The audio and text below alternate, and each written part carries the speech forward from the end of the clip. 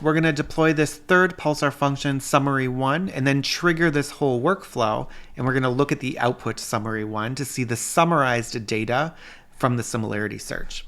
To deploy that, I'm going to use this pulsar cuddle functions create command here. And I'm in the summarize results here section on the left. So we'll deploy that Python function.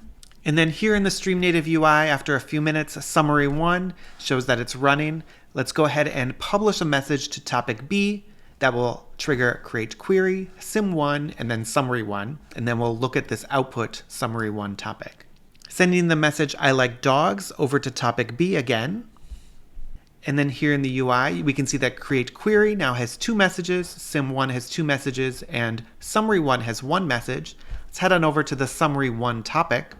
I have 2 messages here because I did some more testing as well, but here I get a response back. Dogs generally enjoy being taken on walks and come in a wide variety of breeds.